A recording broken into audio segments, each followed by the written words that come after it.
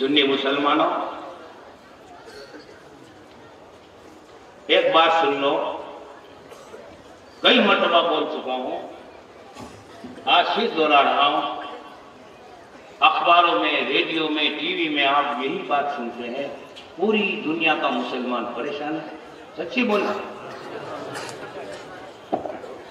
हर जगह मुसलमान मार खाता हुआ नजर आता है। आज से 50 साल पहले जो मुसलमान की तादाद थी, उससे आज 7 गुना मुसलमान दुनिया में। कितने? 1947 में जब हिंदुस्तान आजाद हुआ और फिर तकसीम हिंद हुआ, और ना पाकिस्तान, पाकिस्तान नहीं है, ना पाकिस्तान है, ध्यान रखना। हाँ, हमारा हिंदुस्तान आजाद का हिंदुस्तान।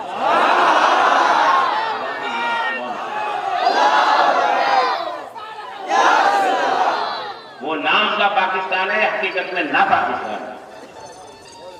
जब ना पाकिस्तान बना तो जो हिजरत करके वहां चले गए, तो जो हिंदुस्तान में मुसलमान बाकी रहे थे, 1947 में उसकी तादाद 6 करोड़ की थी।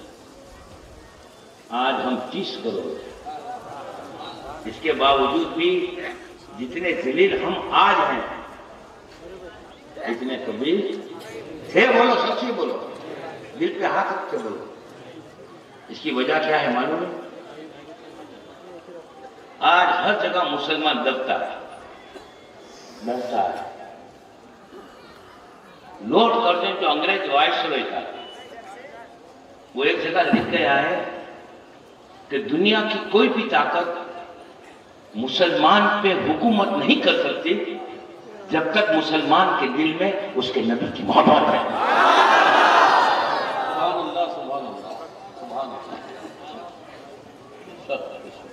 और आज जिसको देखो, मालूम नहीं नबी के नाम से क्या चीज है, जहां सरकार दो आलम की तारीफ की, थोबड़ा बिगड़ जाता है। ऐसा लगता है रोग लोगों लग गया, और थोबड़ा ऐसा हो जाता है, अब तक यूं लगता है कि डैमेज पीस आ गया है, क्या है। अभी 12वीं शरीफ का महीना गया है, सुभान अल्लाह, सुभान अल्लाह। हर ईमान वाला खुशी मना रहा, सुभान अल्लाह। मना रहा था कि नहीं मना रहा? लेकिन इन चबूरियों के मुंह पे देखो तो हवा यहां उड़ती थी। क्या बोलते हैं? मुझे नबी ने ईद मिला, न बोला मुझे बिद्दत छे। क्या बोलते हैं? सहाबा ने किसी ने नहीं दिया। अल्हम्दुलिल्लाह, नबी का दिन मनाना कुरान से साबित है।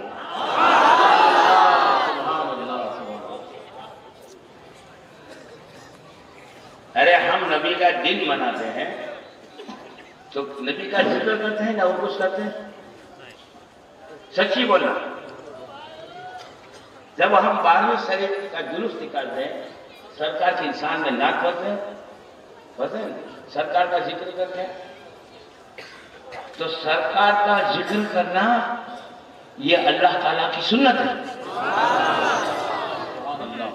बोलते हैं कुरान के हुक्म के मुताबिक है। अभी जो मैंने आयत करीमा तिलावत की, उसमें अल्लाह ताला फरमाता है, वो अम्मा बेनिअमते रब्बिका फहद्दिस, और अल्लाह की नेमत का खूब चर्चा करो। करते हैं कि नहीं करते? अल्लाह की नेमत का चर्चा करते। मजा तो जब आवे गया रेखा चंगुलिया इनका मुल्ला आ जावे। बस मैं तो कहता एक नहीं, तुम्हारे 500 लाओ। कितने? 500 कटमुल्लों को लाओ। आला हजरत के दर का एक गुलाम इंशाअल्लाह कट्टा कट्टा नहीं खा जाएगा।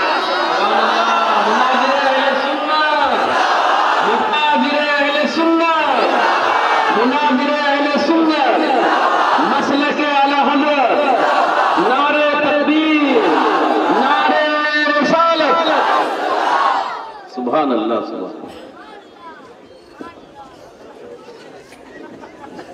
वहाबियों का तो कोई क्लास नहीं, मैं बोलता हूँ ना आवे से देता हूँ।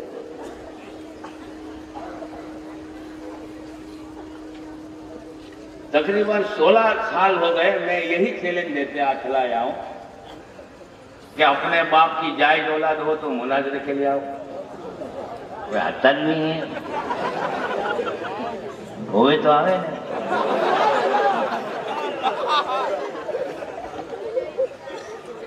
लेकिन अब सुनो भाई सुनो, परिस्थिति दिवसे दिवसे बदलाती जाए छे।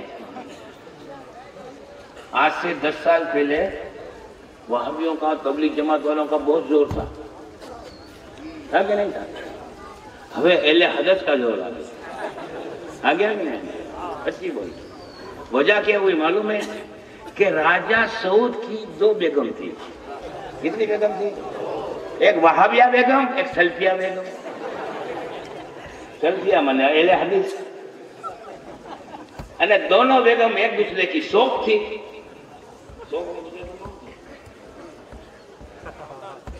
सोतन, हाँ सोतन। दोनों एक दूसरे के खसम पिसम चालू थी। दोनों ठावकी की होती थी। लेकिन है ना सल्फिया बेगम है ना ये जीत गई। सल्फिया बेगम ने प्रूफ कर दिया कि वहाबिया बेगम ने आप खोटी की है। तो सऊदियों ने वहाबिया बेगम को मारी लो निकल। अब हुआ कि सुनो, इन्हीं वहाबियों ने सऊदी गवर्नमेंट में आला हजरत का यह तर्जुमा कर्जुल ईमान बैन करवाया। अब सजा ये मिली, महमूद और हसन देवबंदी का तर्जुमा बैन हो गया। और अब हाजी को ये लोग ये वजू नहीं, वजू ना हो रहा है इसका मतलब समझे क्या हुआ? हदस होना। क्या हुआ? हाँ, तो ये लोग पहले हदस समझ गए क्या है? आदमी ने वजू किया और उसी से अपने नाक में ही रुमाल रखने की जरूरत पड़ी तो समझ गए कि बाजू वाले का वजू हदस हो गया। तो ये लोग भी पहले हदस हो गए। समझ गया मेरी बात? हाँ। अब हाजियों को देखो, ये तो जुम्मा है। सुभान अल्लाह मत कहना। कल तो कहोगे कि उसका बाप पूछे क्या तो बोलना सुभान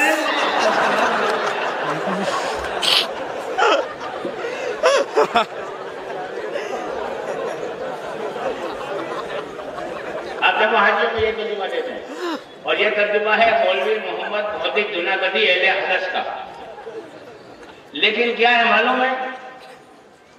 ये वहाबी आज की तारीख में अहले हदस को काफिर कहते हैं और अहले हदस वहाबी को काफिर कहते हैं। लेकिन हकीकत में बनने से ना काका मोटा बाप ना है। हम दावे के साथ सीखते हैं।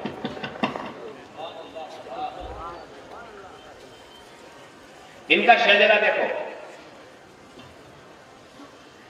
और स्टेज पे जो उलमा बैठे हुए हैं उनसे मेरी खास मुअद्दबाना गुजारिश है कि आप ये शजरा बराबर याद रखें। मैं बड़े बड़े जंक्शन पे ठहरूंगा, बीच के छोटे छोटे स्टेशन पे नहीं ठहरूंगा। इनका जो अहले हदस का है ना, जो सबसे बड़ा है ना, इब्ने तैमिया, ये सब होगा। इब्ने तैमिया ये इनका बाप, बड़ा बाप, इनकी असल इब्ने तैमिया। इब्ने तैमिया के बाद इब्ने क़य्यिम आया।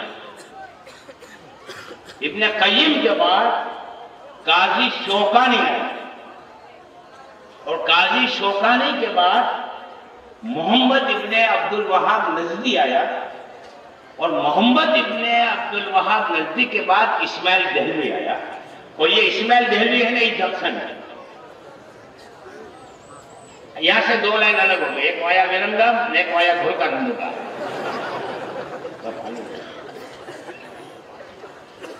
लाओ भाई एक आदमी पानी पिला दो। भाई बोल छोड़, स्टेरिंग दुआ में पकड़ेंगे ना, स्टेरिंग अच्छी जगह हो जाएगा। बोला नीचे वाले की बोले एक आदमी पानी पिला। आइए देखो, हम जो भी कहते हैं दावे के साथ कहते हैं। इसमें देने की तरफ से पकवाने का ये बताओ तो सुनो।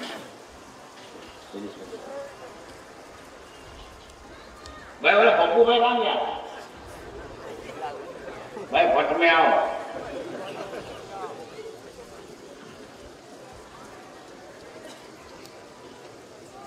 आप इधर बैठ जाओ। देखो भाई पप्पू भाई को सब जानते हो? भाई मेरा एक भी हवाला गलत साबित होए 1 लाख रुपए की जवाबदारी तुम्हारी। ये अहले हदीस का सोवेनियर है।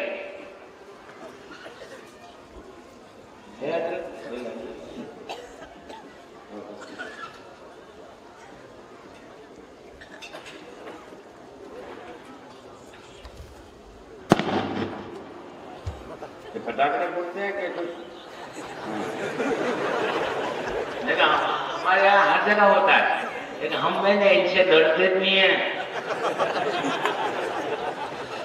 अभी LIB वालों ने मुझे इंफॉर्मेशन दिया, हमदानी साहब आपकी सुपारी थी 35 लाख में, वो अभी 80 लाख की कर दी है। कितनी? कि हमदानी बीमारी ना कहो। तो मैंने इनको कहलाया कि भाई सुपारी में कुछ नहीं होगा, नारियल दो, नारियल। और मौत तो हमारी हसरत है। और हम किसके गुलाम हैं मालूम है? बगदाद वाले के गुलाम।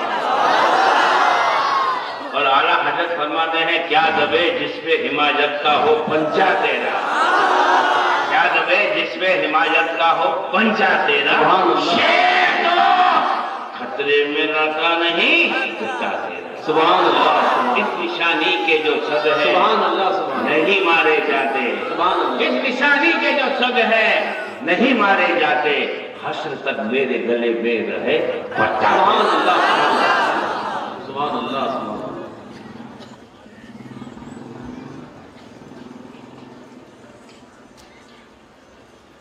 अब अहले हदीस वाले बोला ना, बड़े बोलो वो अगले अगले सवाल नहीं पूछूंगा बाबा। ये मौलाना इस्माइल देवी लिखा हुआ है, इनके अकाबे का नाम ये बड़े उर्फ से मोटे मोटे।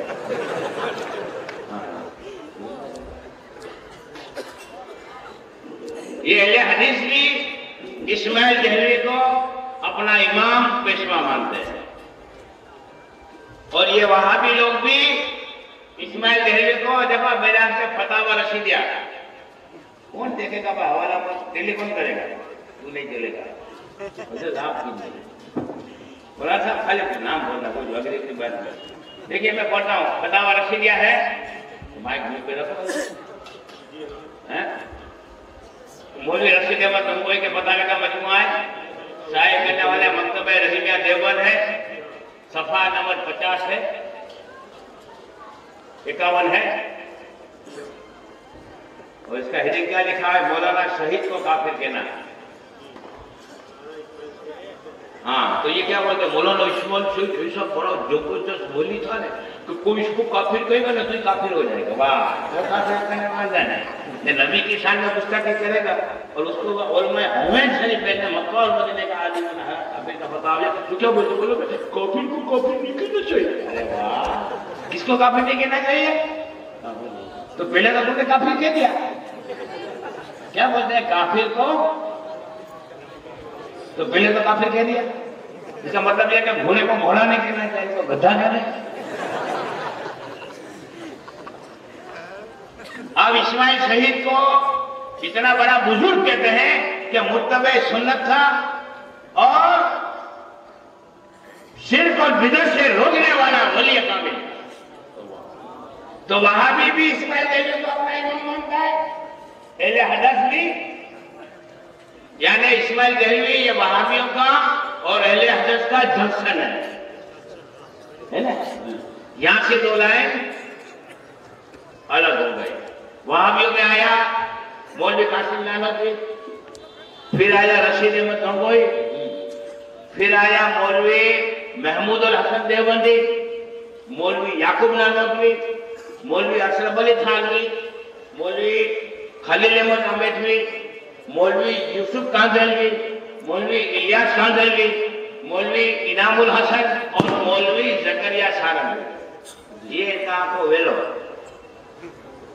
और इनमें अहले हदीस में हिंदुस्तान में इनका सबसे बड़ा मौलवी था, वो था मौलवी नजीर अहमद दहलवी।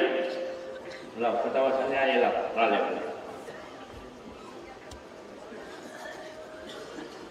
मौलवी नजीर अहमद दहलवी, ये ऊपर वाला, अरे ये इसका फतावा नजीरिया। और दूसरा था मौलवी सनाउल्लाह अमृतसरी, इसका फतावा सनाया। ये भी हमारे पास मौजूद है। फिर इसके बाद इनका आया मौलवी अबुल बरकत, जिसका फतावा बरकत किया। ऐसे आदमी धोखा खा जाएंगे, हमारे शरीफ का तो नहीं है ना, देखो फतावा बरकत किया।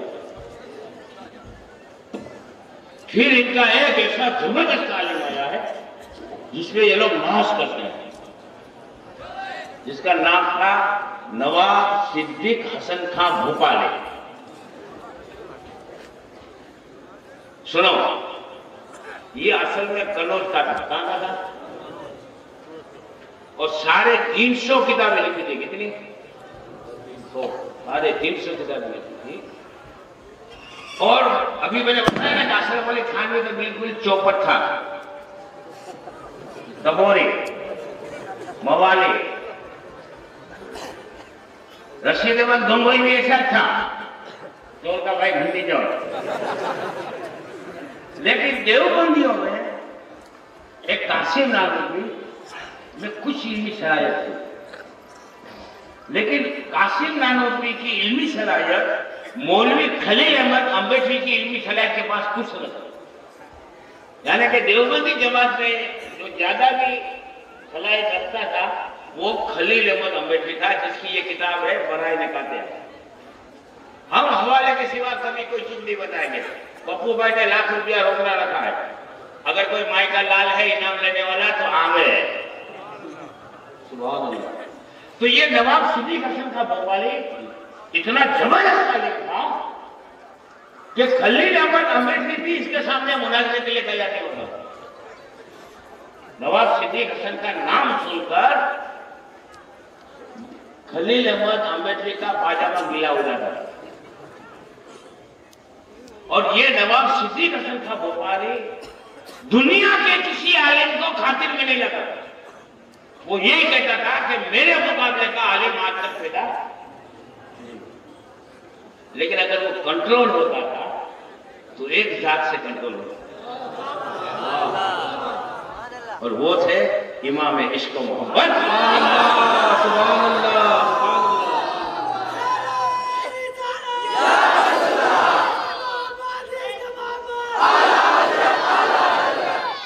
सुभान अल्लाह। बारह बज गए, वावियों के भी 12 बज गए। सिद्दीक हसन खां भोपाली नवाब आला हजरत का नाम सुन के दुम दबाकर भागता है। आप जायज डालें, आला हजरत की किताब है सल्बुस्सल्ब अनिल क़ाइदीना बेतहारतिल क़ल्ब, और आला हजरत की किताब है हाजिजुल बहरैन, और एक किताब है आला हजरत की शिफाउल लज्जैन फी कौनि तसाफ़ुह बेयदिल यमन, और एक आला हज़रत की किताब है अन-नही अकीद अन-नही सलाते वराद तगलीब। इस किताबों में आला हज़रत ने सिद्दीक हसन खां भोपाली की धज्जियां भी लिखी है। अल्लाह सुभान अल्लाह। अब सुनो, ये नवाब भोपाल किसे हुआ? ये था कन्नौज का। कहां का था? और भोपाल की रियासत ऐसी थी कि जहां मुस्लिमों की आबादी बहुत थी, तो मुसलमानों के रोजमर्रा के मसाइल, निकाह के, तलाक के, जायदाद के झगड़े हल करने के लिए भोपाल में एक शहर काजी रहा करता था। तो शहर काजी की हैसियत से नवाब भोपाल ने सिद्दीक हसन खां कन्नौजी को बुलाया, और सिद्दीक हसन खां कन्नौजी रोज रात को नवाब साहब के महल में जाता था, और कोई भी ऐसे इंपॉर्टेंट चैप्टर होते थे तो डिस्कस क्या करता था, तो नवाब की बेगम है ना, वो बार बार चाय देने के लिए कभी कभी बैठती थी, तो दोनों की आंखें लाइट फिट हो गई। आप समझ गए? ये भी हम साबित कर देंगे। और नवाब